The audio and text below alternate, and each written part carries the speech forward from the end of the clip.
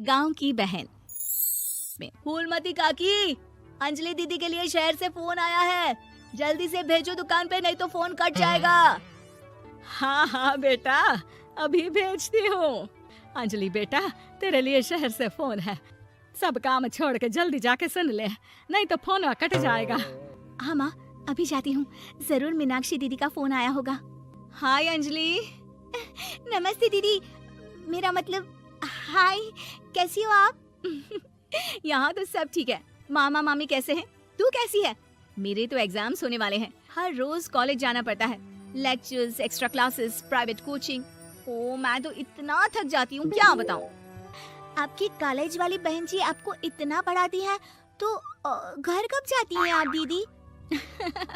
अरे नहीं नहीं, ये सब सिर्फ मेरी प्रोफेसर नहीं पढ़ाती, मैं अलग से दूसरे टीचर्स के पास भी पढ़ने जाती हूँ। दीदी फिर तो आप बहुत थक जाती होगी ना, आप ना पैदल मत जाया करो, टांगा ले लिया करो दीदी। नहीं मेरी भोली बहन, ना मैं पैदल जाती हूँ, ना ही यहाँ टांगा मिलता है, मैं बस से जाती हूँ और थोड़ी दूरी के लिए रिक्शा ले लेती हूँ। सच्ची? वहाँ पर टांगे नहीं बस चलती है? वाह, वो भी हर रोज? हमारे गांव में भी बस आती है, दिन में 2 बार। यही तो खास बात है शहर की, यहाँ बसें पूरा दिन दौड़ती हैं सड़कों पर, और सिर्फ बसें ही नहीं, कार, स्कूटर और ट्रक भी, और तो और थोड़ी दूरी पर तो हवाई जहाज भी है, जहाँ से हवाई जहाज आसमान में उड़ते हैं। अच्छा दीदी, मैं फोन रखती हूँ, बुआ जी फूफा जी को मेरा नमस्ते कहना। हाँ माँ, हम लोग शहर में क्यों नहीं रहते? बुआ जी, फूफा जी और मीनाक्षी दीदी तो शहर में ही रहते हैं। अरे क्योंकि तेरे बुआ जी की शादी शहर में हुई थी, इसलिए बेटा। शादी से पहले वो भी तेरे पापा और दादा दादी के साथ गांव में ही रहती थी। तो फिर बा, मुझे शहर भेज दो ना, मैं भी शहर देखना चाहती हूँ। इतनी बार मीनाक्षी दीदी से शहर के बारे में सुन चुकी हूँ, अब मैं भी वहाँ जाकर देखना चाहती हूँ। बस आप मुझे शहर भेज दो। ठीक है, इस बार गर्मियों की छुट्टियों में कुछ दिन रह आना शहर, अपनी बुआ के घर। अब तो खुश ना? हाँ माँ, बहुत खुश।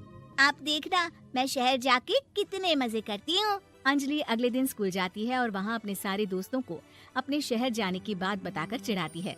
अरे श्रद्धा, शीतल, सरोज, तुम लोग इन गर्मियों की छुट्टियों में कहाँ जा रही हो? एकादशी वाले गांव के मेले में। हम तो दूसरे गांव में नानी के घर जाएंगे, उनका घर नहर के किनारे है, बड़ा मजा आएगा। हम इस बार कहीं नहीं जा रहे, बल्कि हमारे घर में रहने के लिए मेहमान आएंगे। और तू? अरे मेरा क्या है, मैं तो बस पास वाले शहर जा रही हूँ, अपनी बुआ जी के घर, वहीं रहूंगी कुछ दिन। तुम लोग चिंता मत करना, मैं चिट्ठी लिखूंगी तुम सबको वहाँ से। पापा मुझे तो चक्कर आ रहे हैं, जी घबरा रहा है। बेटा शहर आने की जिद भी तो तूने ही की थी, अब पहली बार बस में चढ़ी है तो यही होना था, भुगतो अब। अरे मामा जी, अंजलि, आप लोग आने से पहले बता तो देते, मैं लेने आ जाती बस स्टैंड तक। आओ आओ भैया, आओ बेटी अंजलि। माँ बुआ जी कैसे हैं वहाँ, और भाभी कैसी हैं? सब ठीक है, बस अंजलि जिद कर रही थी कुछ दिन आप लोगों के साथ रहने की, सो छोड़ने आ गया। दीदी आप मुझे शहर घुमाने ले जाओ ना, मुझे भी शहर देखना है। हाँ हाँ चल, तैयार हो जा जल्दी से। अंजलि तैयार होने जाती है और कुछ देर बाद जब बाहर आती है तो अरे ये क्या कर दिया तूने, मार्केट तक ही तो जाना है, इतनी डार्क रेड लिपस्टिक, इतने बड़े बड़े झुमके और चूड़ियां और चेहरे पर इतना सारा पाउडर। मेरी बहन ऐसे नहीं चलेगा, जा और ये सब हटा के आ।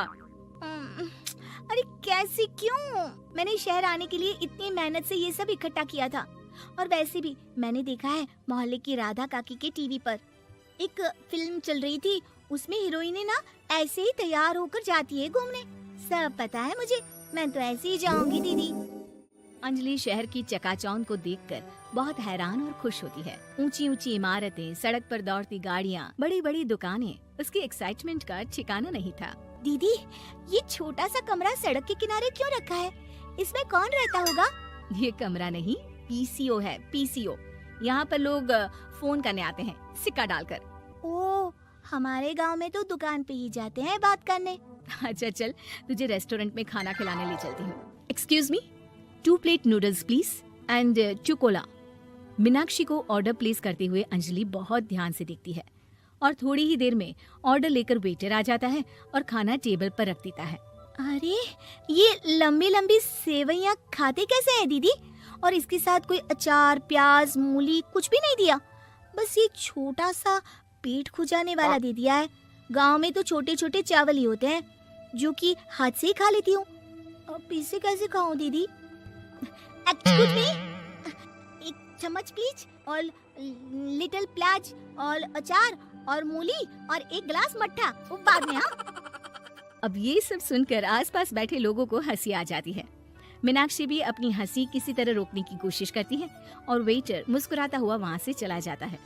अंजलि समझ नहीं पाती कि सब किस बात पर हंस रहे थे, लेकिन वो छिप जाती है।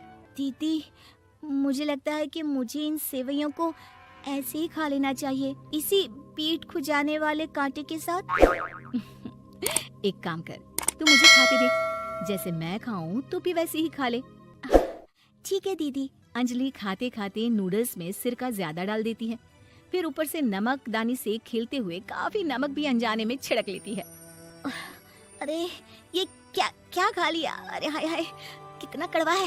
पानी पानी, ये काला शरबत ही पी लेती हूँ। और जल्दबाजी में अंजलि जल्दी जल्दी कोला पी लेती है, जिससे उसके नाक में झंझनाहट होती है। दीदी, मुझे ले चलो यहाँ से, मैं ये सब शहरी खाना नहीं खा सकती। अब शर्म के मारे मीनाक्षी अपनी बहन को वापस घर ले जाती है और कहती है कि देख अंजलि, माना कि शहर और गांव एक दूसरे से बहुत अलग है, लेकिन इसका मतलब ये नहीं कि हमेशा शहर ही बेहतर हो और उस वजह से हमें वो सब करना पड़े जो हम नहीं कर सकते। शहर में सहूलतें तो हैं ही, पर चुनौतियां भी हैं। हम जहाँ भी रहें, हमें कभी अपने आप को कम या ज्यादा नहीं समझना चाहिए। और किसी भी नई जगह में ढलने में समय लगता है, उसके लिए तुम्हें दूसरों की नकल करने की कोई जरूरत नहीं है। बेटा, घूम लिया शहर या अभी और घूमना है? नहीं पापा, मैं अपनी गलती समझ गई हूँ, आप गांव ही ले चलिए मुझे।